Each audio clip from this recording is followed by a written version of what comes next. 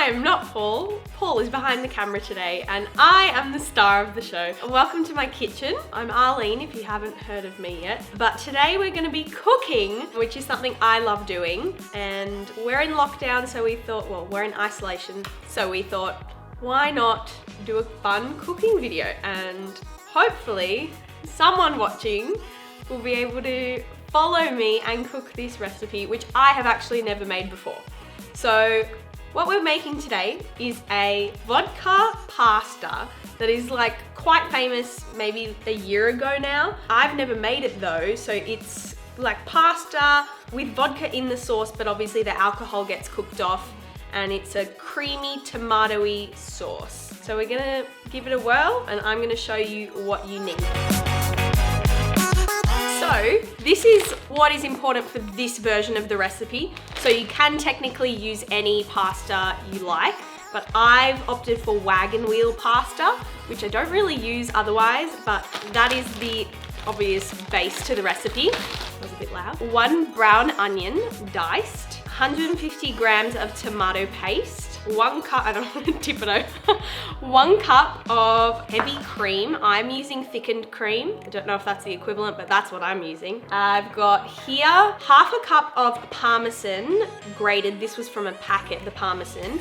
And then I've grated fresh pecorino, half a cup of that. I've got pecorino left to garnish. I've got chili, asks for a fresh chili, but we're not huge like spicy people, so this kind of chili flakes will do for us. Salt, flakes, and then I've got salt, I don't know what this is called, table salt. The granules are a lot smaller, and what I've learned is the smaller the salt granules, the stronger the flavor. So I'm only using this to salt my water that the pasta's cooking in to bring out the pasta flavor, whereas this kind of flaky salt is for kind of garnishing. Vodka, of course, which is gonna be added to the saucy part of things, and olive oil, but basically, oh, garlic, a must, garlic. 3 cloves, which will also go into the sauce.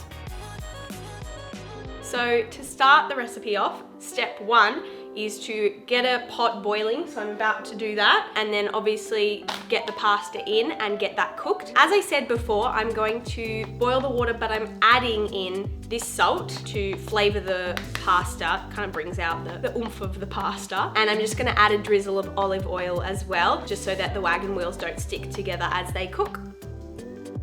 All right, water's boiling. I've got my pasta going in and it's gonna go in for about 10 minutes on a 10-minute timer, and I'll see you when it's out.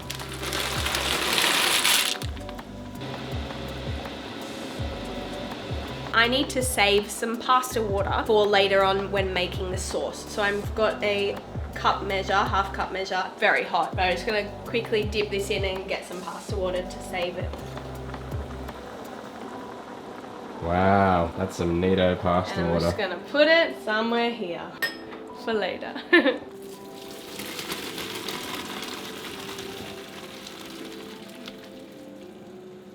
Okay, so as you just saw, we drained the pasta and now it's time to work on the sauce. So I've got my quite deep pan on the stove because the pasta's later going to be added back to the pan where the sauce is being made, so you want that extra room in the pan. So let's turn this on to a medium-high heat, and we're going to get some olive oil heating up in there, about 3 tablespoons.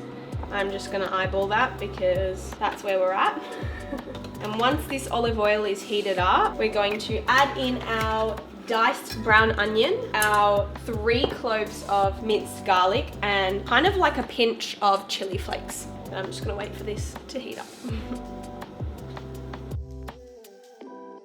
So I read the recipe, as you should be doing as you're going, and I realized that at one point it asks you to take out the garlic and the chili, like remove it, and I was like, oh, how do I do that if the garlic's minced? And then I realized that nowhere in the recipe does it tell me to mince the garlic. So essentially, if you are doing this recipe at home and you want to do it the authentic way, keep the garlic cloves whole because you add them in just to give the flavor. Same with if you use a fresh chili, you would probably add like half a fresh chili sliced just to get that flavor in, and then later on you would pull those out. But the way I've done it, we're just gonna stick with it, and we're gonna have minced garlic in the sauce, which Paul and I don't really mind because we do love garlic. Alright, this is feeling hot, so we're gonna go in with onion. Ooh, there's the sizzle.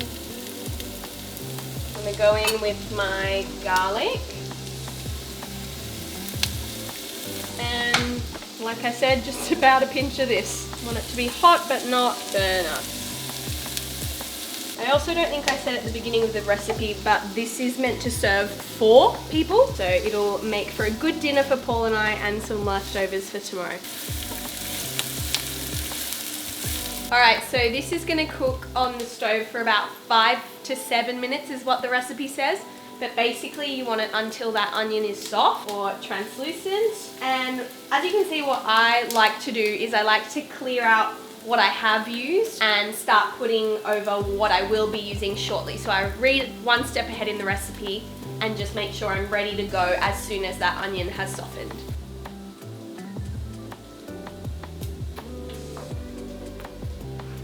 So I've just turned the heat down a little bit on mine because the minced garlic is starting to burn a little bit, and that just shows that it is better to use the whole cloves and then pull them out. But no worries, I can be flexible. So I've just turned the heat down in order to make sure that garlic doesn't completely burn and give off a bad flavor. But in the meantime, that's nearly done. And just to show you, I have got over here my pasta water ready because that's what's about to go in a moment. I've got my tomato paste, 150 grams, and I've got my vodka, and I've got a tablespoon measure. That's gonna come in handy for the pasta water and the vodka in just a sec. Okay, I'm gonna go in with some pasta water. It just asks for a couple tablespoons, so I'm just gonna go in with about 2 and a bit. Just get that a bit wet.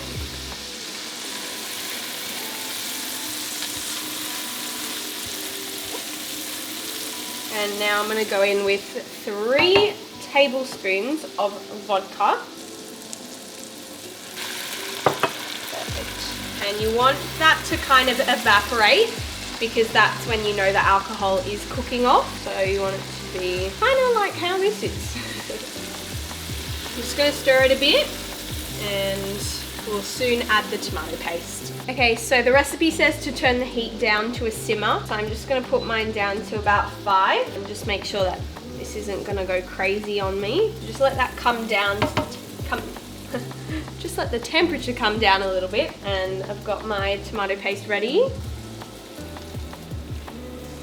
Looks gloggy, but I'm assuming that's what's meant to happen.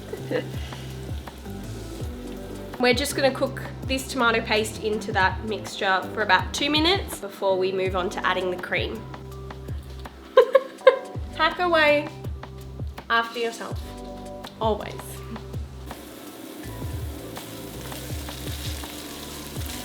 All right, we have 1 cup of thickened cream going in. Just gonna stir that together. Okay, I'm coming over with the pasta and it's getting added to this mixture. Oh my gosh, this is, woo. Let's just go slowly but surely. There had to be one thing that made me look like an amateur. It's all right. Amateurs we are, be proud. All right, I'm going to get this in.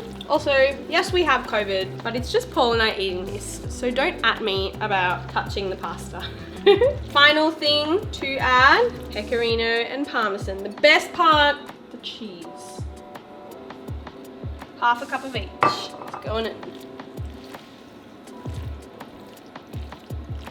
Hear that? Pasta ASMR.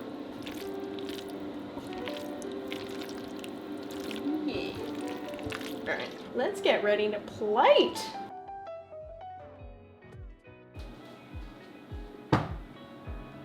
Voila. We've got that ready. I'm just gonna get 2 bowls to serve in. Now I know that we haven't put flaky salt on it yet. Part of the reason for that is because Paul and I can't taste much right now. Anyway, just to catch you up to speed, Paul and I currently have COVID. So that's why this has been fun to film, but also is very ironic because we probably can't even taste this. Obviously, salt and pepper to your taste. And the one additional thing I will do is grate some pecorino on top just to add some flavor. Paul, I don't know how much you want to eat, but we've got two lovely bowls.